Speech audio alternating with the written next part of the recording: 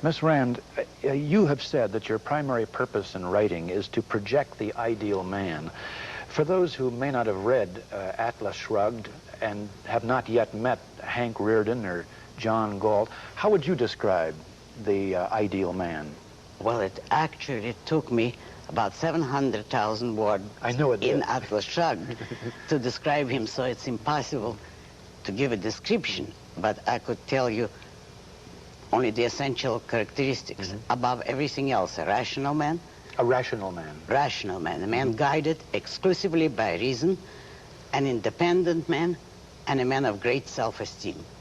I would name these three as distinguishing characteristics, the essential ones of what I regard as an ideal man.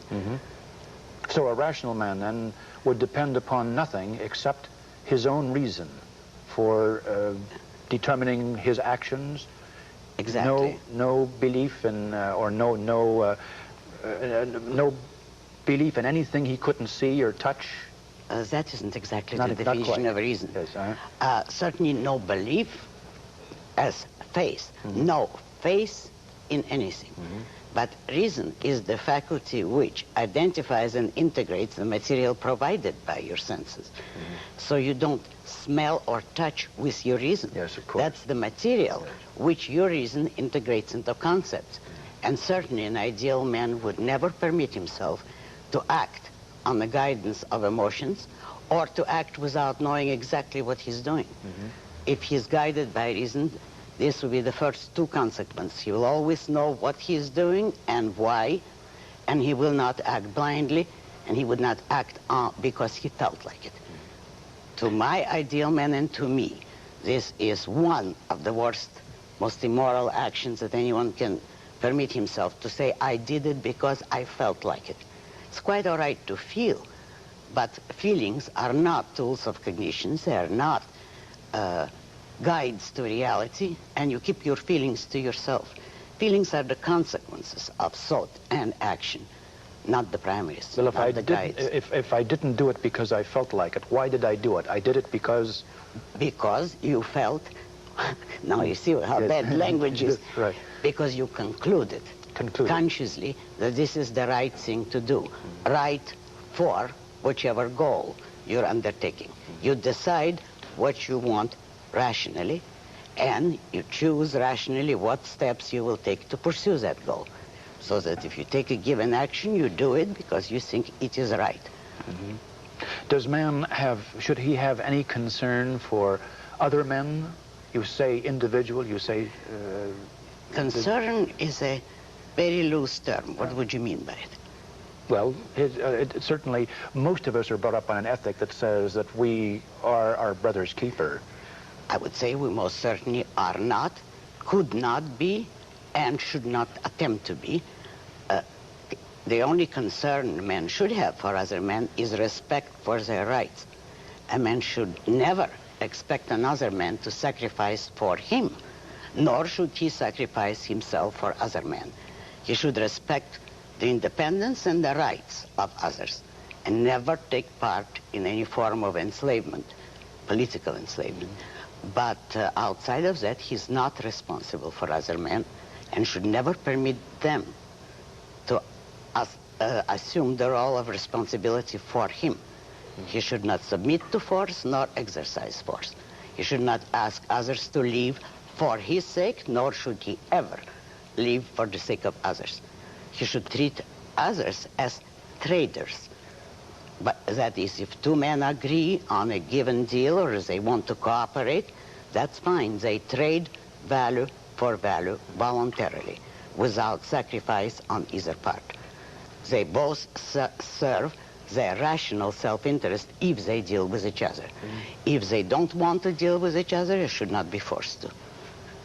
And you place the emphasis upon rational and their rational self-interest.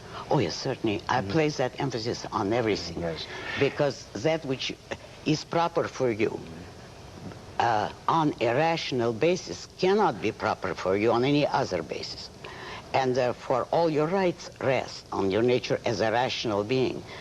If you want to claim any kind of rights, you cannot claim them for your feelings, only for your mind. And the actions I regard as moral are only the ones based on rational goals and rational motives. The others are immoral in your philosophy? Totally immoral. You mean those the actions that are not based upon reason? Yes. So that charity, in this sense, based upon emotion, would not be moral? Charity is a very marginal issue. One of my main tenets is that charity should never be a duty, and when you want to help someone else, it is proper, it's not evil, provided you do it on the basis of his value, because he's a good person who suffers through no fault of his own, because he's a friend of yours, because he's a victim of injustice. Those are all helping values. But never on, if you grant a man charity on the ground of his flaws, his not accidental misfortune, but a misfortune brought about by his own evil, then that kind of help I do regard as evil. How does the concept of love for one another, fit into this philosophy? Shall we start with romantic love, because I don't quite understand love romantic for love one certainly another. is a part of your novels. It's very much a Romantic part of love the I regard as the most properly selfish emotion there is.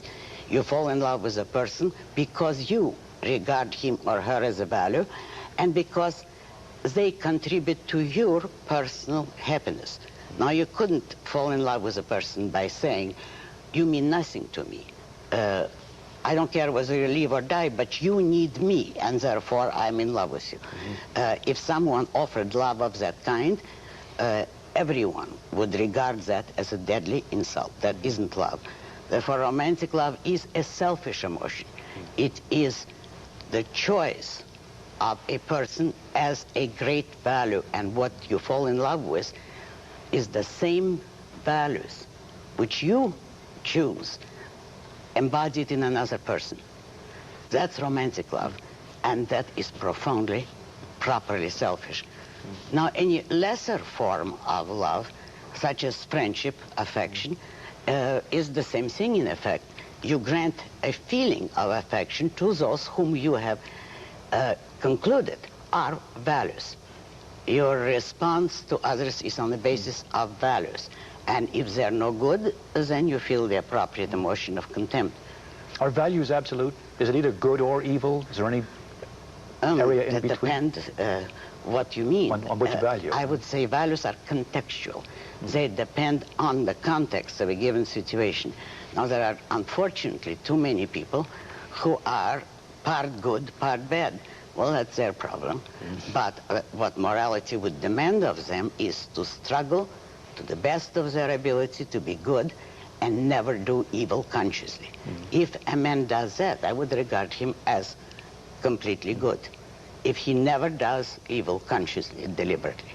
However, if he does just one action which he knows to be wrong, but permits it to himself, then he's evil, absolutely.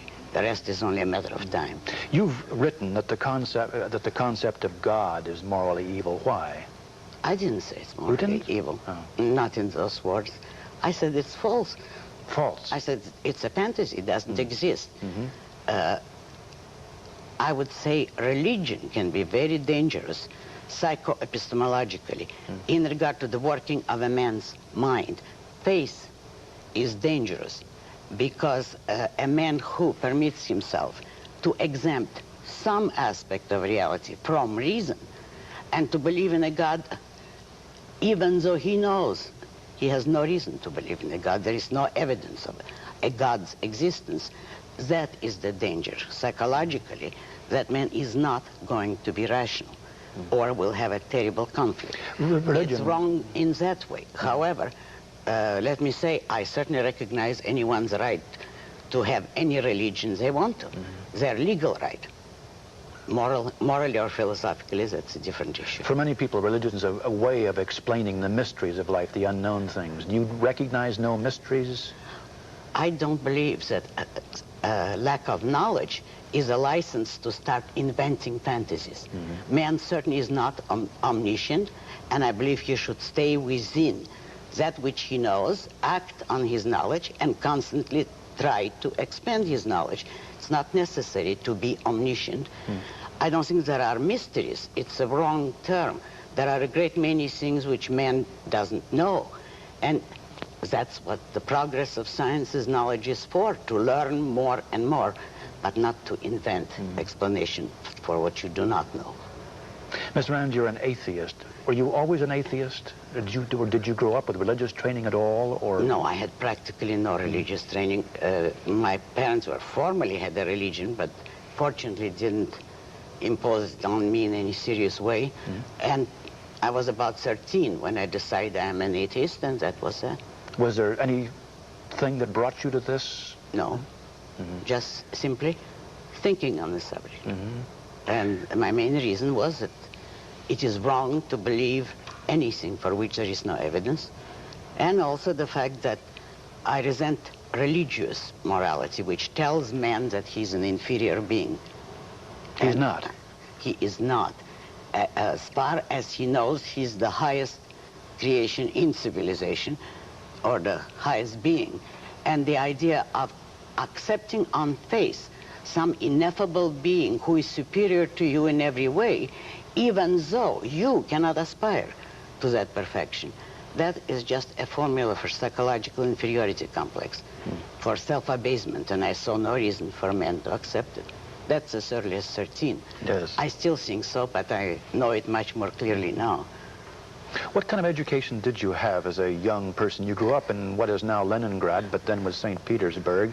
Did you go to regular schools? Well, I had a regular equivalent of what here is called a high school. It was a gymnasium in Russia. And graduated from the University of Leningrad. What were your interests in those early years? Were they in literature, in writing? I had decided that I would be a writer at the age of 9. At 9? At 9. And therefore, that was my one overriding interest. But I didn't major in literature in university. I knew that I would learn nothing in school. So that... You were determined, you knew that you would learn nothing. Yes. From what I had gathered about the kind of literary courses that were being given. So I majored in history because I wanted to know the history of mankind as a sort of broad frame of reference for my novels, for my future novels.